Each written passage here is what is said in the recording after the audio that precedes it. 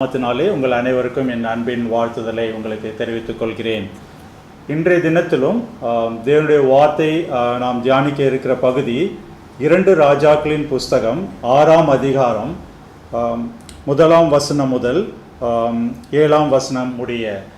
நாம் தலைகளை தாழ்த்தி ஒரு இந்த தேவனிடத்தை நோக்கி ஜெபிப்போம். எங்கள் அன்பின் பரம தகப்பனே, அப்பா, இந்த நேரத்திலும் கூட நாங்கள் உடைய சத்தியத்தை தியானிக்க இருக்கிறோம். தகப்பனே, வேதத்திலிருந்து நாங்கள் உங்களுடைய வார்த்தையை ஆராய்ந்து பார்க்கும்பொழுது எங்களுடைய வாழ்க்கையிலே அதனை பிரயோஜனப்படுத்திக் கொள்ளத்தக்கதாக நீர் இடைப்பட வேண்டுமாறு நாங்கள் ஜெபிக்கிறோம். இதனை கேட்கிற ஒவ்வொருடைய வாழ்க்கையிலும் தகப்பனே, நீர் ஒரு அற்புதத்தை நீர் நிகழ்த்தி தர வேண்டுமாறு ஜெபிக்கிறோம். காத்துக்கொள்ளுங்க, வழி நடத்துங்க. இயேசு கிறிஸ்துவின் ஜெபிக்கிறோம் நல்ல பிதாவே, ஆமேன். இந்த பகுதியில் 2 ராஜாக்கள் 6ஆம் அதிகாரம், இந்த அதிகாரத்தில் நாம் பார்க்கும் பொழுது எலிசா தீர்க்கதரிசியை குறித்ததான காரியத்தை நாம் பார்க்கிறோம். எலிசா தீர்க்கதரிசி செய்த ஒரு அற்புதத்தை குறித்து நாம் இந்த இடத்துல நாம் பார்க்கிறோம். எலிசா தீர்க்கதரிசியை நாம் குறித்து பார்க்கும் பொழுது அவர் எலியா தீர்க்கதரிசியின் உதவியாளராக இருந்து எலியா தீர்க்கதரிசி செய்தது போன்ற இரட்டத்தனையான அற்புதங்களை செய்த உலகத்திலே செய்தார் என்பது அனைவருக்கும் தெரிந்த பகுதியாகும். இந்த பகுதியில் நாம் பார்க்கும் பொழுது எலிசா தீர்க்கதரிசிக்கு அவரோடு இருக்கிற தீர்க்கதரிசிர புத்திரர்கள், அவரோடு இருக்கிற அந்த அசிஸ்டன்ஸ், அவங்கெல்லாம் என்ன பண்ணுறாங்க, அவங்க அவரிடத்துல கேட்கிறார்கள், நாம் தங்குவதற்கு ஒரு விசாலமான ஒரு இடத்தை நாம் ஆயத்தப்படுத்த வேண்டும் அப்படின்னு சொல்லி 1வது வசனத்தில் அவர்கள் சொல்கிறார்கள். அப்படி சொல்லும்பொழுது அவங்க என்ன கேட்குறாங்க, நாங்கள் யோர்தான் மட்டும் போய் அவ்விடத்தில் ஒவ்வொரு உத்திரத்தை வெட்டி குடியிருக்க அங்கே எங்களுக்கு ஒரு இடத்தை உண்டு பண்ணுவோம் என்றார்கள். அதற்கு அவன் போங்கள் என்று அப்படி சொல்கிறாங்க. இப்போ இந்த இடத்துல பார்க்கும்போது அவர்கள் எலிசா தீர்க்கதரிசின் இடத்திலே அவர்கள் ஒரு அசிஸ்டண்ட்டாக அவரோடு இருக்கிற தீர்க்கதரிசியின் புத்திரராக இருந்தாலும் அவருடைய வாழ்க்கையிலே அவர்களுடைய நடைமுறையிலே நாம் கற்றுக்கொள்ள வேண்டிய ஒரு பாடம் இருக்கிறது. அவர்கள் ஒரு செயலை செய்ய வேண்டும் என்று திட்டமிடுகிறார்கள்.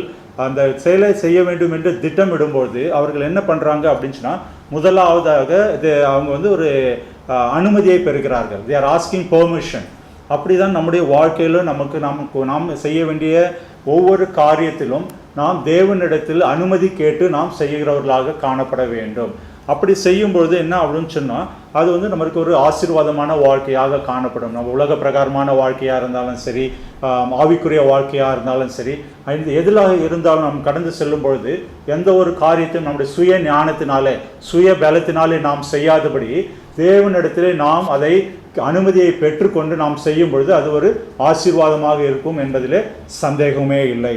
அப்படியாக நம்ம பார்க்கும் பொழுது அங்கடுத்து நம்ம பார்க்கிறோம் 3ஆம் வசனத்திலே, 2 ராஜாக்கள் 6ஆம் அதிகாரம் 3ஆம் வசனத்திலே நாம் என்ன பார்க்கிறோம் அப்படின்னா, அவர்களில் ஒருவன், நீர் தயவு செய்து உம்முடைய அடியாரோடே கூட வர வேண்டும் என்றான். அதற்கு அவன், நான் வருகிறேன் என்று சொல்லி. இப்போ இந்த இடத்துல ஒரு முக்கியமான காரியத்தை நம்ம பார்க்கிறோம். அவர்கள் அனுமதியை கேட்டார்கள், அனுமதி கொடுக்கப்பட்டது. இருந்தாலும் 2வதாக அவர்கள் என்ன கேட்கிறார்கள் அப்படின்னு சொன்னால், நீங்களும் எங்களோடு வர வேண்டும் என்று வருந்தி கேட்டார்கள் அப்படின்னு சொல்லி பார்க்குறோம். அப்படியாக நம்முடைய வாழ்க்கையிலும் நம்ம ஆராய்ந்து பார்க்கும் பொழுது நாம் தேவனிடத்தில் ஜெபிக்கிறோம், அநேக காரியங்களை தேவன் நமக்கு வெளிப்படுத்துகிறார். அதை செயல் வடிவமாக நாம் கொண்டு வரும் பொழுது நாம் என்ன செய்ய வேண்டும் என்றால், தேவனை நம்மோடு வருந்தி அழைக்கிறவர்களாக, நாம் செய்கிற காரியங்களிலே பணிகளிலே தேவன் நம்மோடு இருக்கும்படியாக நாம் அவரை அழைக்கிறவர்களாக நாம் காணப்பட வேண்டும் அப்படின்னு சொல்லி பார்க்குறோம். அப்பொழுது அவருடைய பிரசன்னம் நம்மோடு இருக்கும் பொழுது நாம் கையிட்டு செய்கிற காரியங்கள் எல்லாம் ஆசீர்வாதமாக இருக்கும் என்பதிலே சந்தேகமே இல்லை அப்படின்னு சொல்லி நம்ம பார்க்கிறோம். அப்படிப்பட்டதான அந்த ஆசீர்வாதங்களை பெற வேண்டும் என்றால் தேவனிடத்திலே நாம் அனுமதி கேட்பது மட்டுமல்லாமல் தேவனிடத்திலே நாம் என்ன செய்ய வேண்டுமா, அவரை வருந்தி கேட்டுக்கொள்ள, அவர் நம்மோடு இருக்க வேண்டும். இது காலையிலும் சரி, மாலையிலும் சரி, இப்போ இரவு நேரத்திலும் சரி, அன்று எந்த நேரத்திலும் தேவன் நம்மோடு இருக்க வேண்டும் என்று நாம் அவரை வருந்தி கேட்டுக்கொள்கிறவர்களாக காணப்பட வேண்டும். அது எப்படி நம்ம வாழ்க்கையில் சாத்தியமாகும் அப்படின்னு சொன்னால், தேவனோடு இருக்கிற தொடர்பு, தேவனோடு இருக்கிற தொடர்பை நாம் எப்படி பலப்படுத்திக் கொள்ள முடியும்? அனுதினமும் வேதத்தை தியானிப்பதன் மூலமாகவும், அனுதினமாகவும் அவரோட ஜபத்திலே உறவாடுவதன் மூலமாகவும், துதி செலுத்துவதன் மூலமாகவும், உபவாசித்து ஜெபிப்பதன் மூலமாக, அநேக ஐக்கிய உறவுகள் சபையின் மூலமாகவோ ஜெபிக்கிற ஐக்கிய குழுக்கள் மூலமாகவோ நாம் இணையும் பொழுது தேவனோடு இருக்கிற அந்த உறவு பலப்படும். அதிலே நாம் எப்பொழுதும் அவர் நம்மோடு இருப்பதற்கு அது சாத்தியமாக இருக்கும் என்று அப்படி சொல்லி நம்ம பார்க்கிறோம். அடுத்தபடியாக நம்ம பார்க்கும் பொழுது 4ஆம் வசனத்தில் பார்க்கிறோம், அவர்களோட கூட போனான், அவர்கள் யோர்தான் நதி அருகே வந்தபோது மரங்களை வெட்டினார்கள் அப்படின்னு சொல்லி நம்ம அந்த இடத்துல பார்க்கிறோம். அப்போ அந்த வீடு கட்டணும் அப்படின்னு சொல்லி அவர்கள் அந்த இடத்துல குடியிருக்கிற ஒரு இடம் அப்படி வேணும் அப்படின்னு சொல்லும்போது அதற்கு தேவையான மரங்களை யோர்தான் நதிக்கரையிலே அவர்கள் வெட்டுவதற்காக செல்கிறார்கள். அப்போ அவர்கள் வருந்தி கேட்டபொழுது எலிசா தீர்க்கதரிசியும் அவர்களோடு செல்றார் அப்படின்னு சொல்லி பார்க்கிறோம். அப்போ அடுத்த வசனத்தை நம்ம பார்க்கிற போது 5வது வசனம், ஒருவன் ஒரு உத்திரத்தை வெட்டி வீழ்த்துகையில் கோடாரி தண்ணீரில் விழுந்தது. சொல்லி இந்த மரத்தை வெட்டும் போது அப்படி பார்க்கும்போது கோடாரி, பெரிய பெரிய மரங்கள் இருந்தால் கோடாரியை வைத்து தான் நம்ம வெட்ட முடியும். கோடாரி என்பது பலுவான பொருள், லைக் இரும்புனால ஆன பொருள். அது வைத்து அந்த மரத்தில் வெட்டும் பொழுது அது என்ன ஆச்சு அப்படின்னா, கோடாரி தவறி அந்த யோர்தான் நதி கரையில் இருக்கிறனால யோர்தான் நதியிலே அது விழுந்து விடுகிறது. அப்போ அந்த தீர்க்கதரிசி புத்திரலாகிய அந்த மனுஷன் என்ன சொல்கிறோன்னா, ஐயோ என் ஆண்டவனே, இது இரவலாக வாங்கப்பட்டதே என்று கூவினான் அப்படின்னு சொல்லி நம்ம பார்க்கிறோம். அப்போ பார்க்கும்பொழுது இந்த இடத்துல ஒரு முக்கியமான காரியத்தை பார்க்குறோம். எலிசா தீர்க்கதரிசியை நம்ம அவர்கள் வருந்தி கூப்பிட்டாங்க, எங்களோடு வரணும் அப்படின்னு சொல்லி கேட்டாங்க, பெர்மிஷன் கேட்டாங்க, கூட வரணும்னு கேட்டாங்க. அப்படி அவர் கூட இருக்கும்பொழுதும் அவர்களுக்கு என்ன வந்தது, ஒரு உபத்திரம் வந்தது. அவர்கள்கிட்ட இருந்த ஒரு முக்கியமான ஒரு பொருள் அவர்களை இழந்து விட்டார்கள். நம்முடைய ஆவிக்குரிய வாழ்க்கையில நாம் தெரிந்து கொள்ள வேண்டிய முக்கியமான காரியம், நாம் என்னதான் தேவனோடு ஒரு ஐக்கியத்திலே இருந்தாலும், ஜெப வாழ்க்கையில ஐக்கியத்திலே நாம் பலப்பட்டு இருந்தாலும் நமக்கு இந்த உலகத்திலே உபத்திரம் உண்டு அப்படின்றத நாம் தெரிந்து கொள்ள வேண்டும். இந்த உபத்திரங்கள் அப்படின்னு சொல்லி பார்க்கும்போது இந்த உபத்திரங்கள் 2 விதமாக நமக்கு 3 விதமாக நமக்கு ஏற்படும். இந்த உலகத்திலே தேவன் அனுமதிக்கிற சோதனைகள், நம்முடைய பாவ இச்சைகளினாலே ஏற்படுகிற சோதனைகள், பிசாசானவன் கொண்டு வருகிற சோதனைகள். இப்பேற்பட்ட இடர்பாடுகள் உண்டு. இருந்தாலும் நமக்கு இயேசு கிறிஸ்து இந்த உலகத்தில் இருக்கும்போது என்ன சொல்லிட்டு போயிருக்காரு அப்படின்னு சொன்னால், உலகத்திலே உபத்திரங்கள் உண்டு, ஏன்னா எல்லாவற்றையும் நான் ஜெயித்தேன் அப்படின்னு சொல்லியிருக்காரு. அவர் மாதிரியாக நமக்கு முன்மாதிரியாக இருந்து இதை நமக்கு வாக்குத்தத்தமாக கொடுத்திருக்கிறார். அப்போ நம்ம இந்த கிறிஸ்தவ வாழ்க்கையில், விசுவாச வாழ்க்கையில் நாம் இருக்கும் பொழுது நமக்கு உபத்திரங்கள் உண்டு. அநேகர் இப்போ இந்த தொலைக்காட்சி நிகழ்ச்சி நீங்கள் பார்த்து கொண்டிருக்கிற நீங்கள் அநேகர் கடன் பிரச்சனையால் பாதிக்கப்பட்டிருக்கலாம், சுகவீனமாக உட்கார்ந்திருக்கலாம், குடும்பத்திலே ஒரு குழப்ப நிலையிலே நீங்கள் காணப்படலாம். அடுத்து என்ன செய்வது, பிள்ளைகளுடைய படிப்பு காரியங்கள், வேலை காரியங்கள், இது போன்ற இதிலே ஒரு குழப்பமான சூழ்நிலையிலே, ஒரு இக்கட்டான சூழ்நிலையிலே நீங்கள் மாட்டி தவித்து கொண்டிருக்கலாம். ஆனால் நீங்கள் ஒரு காரியத்தை நீங்கள் முக்கியமாக மனதில் நிறுத்தி கொள்ள வேண்டும். இந்த இயேசு கிறிஸ்து என்ன சொல்லியிருக்காருன்னு, உலகத்திலே உபத்திரங்கள் உண்டு அப்படின்னு சொல்லியிருக்காங்க, அதை ஜெயித்தேன் அப்படின்னு சொல்லியிருக்காங்க. இப்போ இந்த தீர்க்கதரிசன புத்திரரும் இரவலாக வாங்கி கொண்டு வந்த கோடாரி தண்ணீரில் விழுந்து விட்ட உடனே அவருடைய மனக்லேசத்தை அவர் என்ன சொல்றாராம், ஐயோ நான் இரவலாக வாங்கி வந்தேனே அப்படின்னு சொல்லிட்டு. அவருக்குடைய அது சொந்தமான பொருளும் அல்ல, அது ஒரு கடனாக பெற்றுக்கொண்ட பொருள். அப்போ அவர் செய்கிற முதல் காரியம் என்ன அப்படின்னு சொல்லி பார்க்கும்போது, ஐயோ என் ஆண்டவனே, இது இரவலாக வாங்கப்பட்டதே அப்படின்னு சொல்றாரு. இப்போ முதலாவதாக அவர் என்ன சொல்றாரு அப்படின்னு சொல்லி பார்க்கணும், யார்கிட்ட போறாரு, அதுதான் முக்கியமான காரியம். அந்த ப்ராப்ளம் அப்படின்னு வந்த உடனே அவர் என்ன சொல்றாரு, அந்த ப்ராப்ளத்தை அட்ரஸ் பண்றாரு. அந்த ப்ராப்ளத்தை யார்கிட்ட சொல்றாரு, அவருடைய எஜமானனாக இருக்கிற அந்த எலிசா தீர்க்கதரிசி. நம்முடைய வாழ்க்கையில நாம் நம்முடைய ப்ராப்ளத்தை, நம்முடைய பிரச்சனைகளை யாரிடத்துல எடுத்துக்கொண்டு செல்கிறோம்?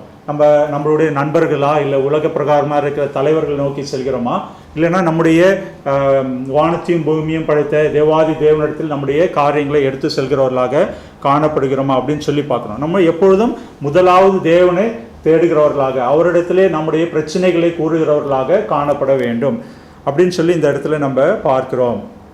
அப்பொழுது 6வது வசனம் பார்க்கும் பொழுது, 6வது வசனத்தில் நம்ம பார்க்குறோம், தேவனுடைய மனுஷன் அது எங்கே விழுந்தது என்று கேட்டான். அவன் அந்த இடத்தை காண்பித்த பொழுது ஒரு கொம்பை வெட்டி அதை அங்கே எரிந்து அந்த இரும்பை மிதக்க பண்ணி அப்படின்னு சொல்லி நம்ம பார்க்கிறோம். அதுதான் இந்த இடத்துல பார்த்து எலிசா பண்ணின ஒரு அற்புதம். ஹல்லேலூயா.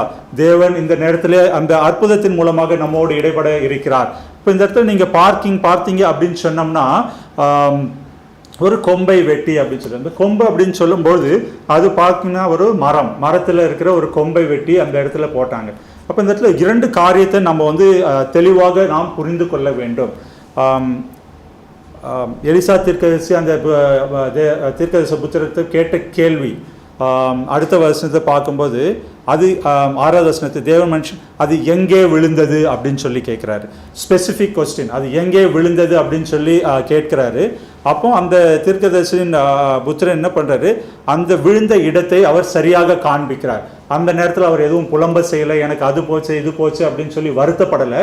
கேட்ட கேள்விக்கு சரியான புத்திரவை அவர் அந்த இடத்திலே அந்த இடத்துல கொடுக்கிறார். அப்போ நம்முடைய வாழ்க்கையில் நாம் என்ன செய்ய வேண்டும், நாம் தேவனிடத்தை நோக்கி பார்க்கும் பொழுது நாம் என்ன தேவை என்பதை அவரிடத்தில் தெளிவாக அந்த தேவையை குறிப்பிட்டு நாம் சொல்ல வேண்டும். அந்த தேவைகளோடு அசோசியேட்டட் ப்ராப்ளம்ஸ், மற்ற ப்ராப்ளங்களை வைத்து நம்ம புலம்புவதை தவிர்த்து விட்டு, தேவனே எனக்கு இந்த இடத்துல இந்த ப்ராப்ளம் இருக்கிறது, இந்த பிரச்சனை இருக்குது, இதிலிருந்து எனக்கு விடுதலை தாங்க அப்படின்னு சொல்லி அந்த இடத்துல பார்க்கணும். அந்த மரம் என்பது நம்முடைய இந்த வாழ்க்கையில் பார்க்கும்போது அது சிலுவை மரத்தை குறிக்கிறதாக நம்ம காணப்படுகிறது. நம்முடைய பிரச்சனைகள் வாழ்க்கையில் இடர்பாடுகள் வரும்பொழுது நாம் சிலுவை மரத்தை நோக்கி பார்க்கணும். நம்ம சிலுவையிலே, கல்வாரி சிலுவையிலே இயேசு கிறிஸ்து மரித்து நமக்காக பிசாசின் தலையை நசுக்கினார் என்பதை நாம் அறிந்திருக்கிறோம். அப்பொழுது நாம் சிலுவை மரத்தை நோக்கி பார்த்து அந்த கல்வாரி சிலுவையில் இயேசு கிறிஸ்துவை நோக்கி நாம் பார்க்கும் பொழுது நம்முடைய வாழ்க்கையில இருக்கிற பிரச்சனைகள் எல்லாம் நீங்கிவிடும் என்பதில் சந்தேகமே இல்லை அப்படின்னு சொல்லி பார்க்குறோம். அடுத்தபடியாக 7வது வசனத்தில் பார்க்கும்போது கடைசியாக 7வது வசனம், அதை எடுத்துக்கொள் என்றான். அப்போ அந்த கம்பெனி போடும்பொழுது அந்த இரும்பு அந்த கோடாரி மிதந்து வருகிறது. அப்போ என்ன சொல்றாரு, அதை எடுத்துக்கொள் என்றான். அப்பொழுது அவன் தன் கையை நீட்டி அதை எடுத்துக்கொண்டான் அப்படின்னு சொல்லி பார்க்குறோம். இந்த வசனத்தை நாம் முக்கியமாக தெரிந்து கொள்ள வேண்டியது என்னவென்று பார்க்கும் பொழுது, தேவன் இந்த உலகத்திலே நமக்கு எல்லா விதமான ஆசீர்வாதங்களையும் வைத்து போயிருக்கிறார். பிசாசின் தலையை நசுக்கி விட்டார். நமக்கு அவருடைய புத்திரர் விசுவாசத்தினாலே அவருடைய புத்திரர் ஆகும்படி சுதந்திரத்தை கொடுத்து விட்டார். அப்படி இருக்கும்போது அந்த ஆசீர்வாதங்கள் எல்லாம் நமக்கு முன்பாக இருக்கிறது. நாம் என்ன செய்ய வேண்டும், அதை கை நீட்டி எடுத்துக்கொள்கிறவர்களாக காணப்பட வேண்டும். அப்படி நாம் தான் முயற்சிக்க வேண்டும். நாம் மற்றவர்கள் நமக்கு வந்து உதவி செய்வார்கள், நமக்கு வந்து அந்த பிரச்சனை இருக்கு அப்படின்னு சொல்லி அதையே பெரிதுபடுத்தாதபடி தேவன் நமக்கு வைத்து சென்றிருக்கிற அந்த ஆசீர்வாதத்தை நாம் பற்றி கொள்கிறவர்களாக நாம் காணப்பட வேண்டும் என்பதை இந்த வசனத்திலே நாம் பார்க்கிறோம். அதுதான் ஒரு புதிய வாழ்க்கை. அதுதான் நம்ம வந்து பாவத்துக்கு மறித்து நம்முடைய புதிய வாழ்க்கை, கிறிஸ்து இயேசு நமக்காக இந்த உலகத்திலே கொடுத்த அந்த புதிய வாழ்க்கையை நாம் பெற்றுக்கொள்கிறதற்கு நாம் கடமை உள்ளவர்களாக காணப்படுகிறோம். இந்த நேரத்தில் நாம் இந்த 2 ராஜாக்கள் 6ஆம் அதிகாரத்தில் முதல் 7 வசனத்தை நாம் தியானித்ததன் சுருக்கத்தை நாம் பார்க்கும் பொழுது, எந்த ஒரு காரியத்தை நாம் தொடங்கும் முன்பாக நாம் என்ன செய்ய வேண்டும் என்றால், தேவனிடத்திலே நாம் அனுமதியை கேட்கிறவர்களாக காணப்பட வேண்டும் அப்படின்னு சொல்லி பார்க்கிறோம். அப்பொழுதும் அது மட்டும் இல்லாமல் அது காரியத்தை தொடர்ந்து நடத்தும் பொழுது பரிசுத்த ஆவியானவருடைய துணையை நாட வேண்டும் என்பதை நாம் பார்த்தோம். அடுத்தபடியாக ஆவிக்குரிய வாழ்க்கையிலே, உலக பிரகாரமான வாழ்க்கையிலே நாம் கடந்து செல்லும் பொழுது நமக்கு உபத்திரங்கள் உண்டு.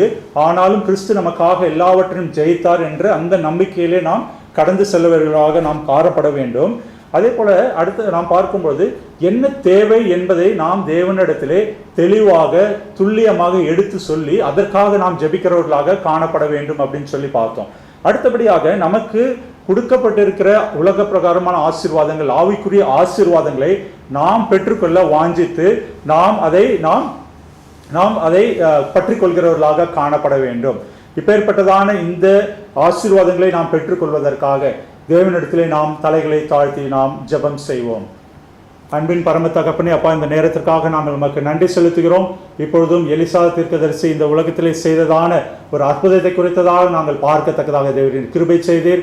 அப்பா, அதே போல எங்களுடைய வாழ்க்கையிலும் நாங்கள் உம்மை வருந்தி அழைக்கிறவர்களாக, உம்மை நோக்கி பார்க்கிறவர்களாக, நீர் எப்போதும் எங்கோடு இருக்க வேண்டும் என்பதை அப்பா உம்மிடத்தில் கெஞ்சி கேட்கிறவர்களாக இருக்க தேவர் கிருபை செய்யுமாறு ஜெபிக்கிறோம். தகப்பனே, உலக பிரகாரமாக எந்த ஒரு ஆபத்துகளோ நாசமோசங்களோ வந்தாலும் தகப்பனே, நீர் எல்லாவற்றையும் சிலுவையில் எங்களுக்காக ஜெயித்தீர், பிசாசின் தலையை நசுக்கினீர் என்ற அந்த நம்பிக்கைக்காக நாங்கள் நன்றி செலுத்துகிறோம். தகப்பனே, அப்பா, நீர் தருகிற ஆசீர்வாதத்தை நாங்கள் குறிப்பாக கேட்டு பெற்றுக்கொள்ள, அதை நாங்கள் சுதந்திரித்துக் கொள்ள தேவர் கிருபை செய்யுங்க. இந்த தொலைக்காட்சி நிகழ்ச்சியிலே தகப்பனே, யாரெல்லாம் பார்த்து கொண்டிருக்கிறார்களோ, என்ன தேவைக்காக தகப்பனே அப்பா உம்மிடத்தில் மன்றாடி கொண்டிருக்கிறார்களோ, இந்த ஜெப வேளையிலே எந்த தேவை குறித்து அவர்கள் வேண்டிக் கொண்டிருக்கிறார்களோ தகப்பனே, நீர் ஒரு அற்புதத்தை செய்யுங்க. தகப்பனே அப்பா, இரும்பை தண்ணீரிலே மிதக்க செய்த தேவன், அப்போ அவருடைய வாழ்க்கையில் ஒரு அற்புதத்தை நீ செய்ய வேண்டுமா ஜெபிக்கிறோம்.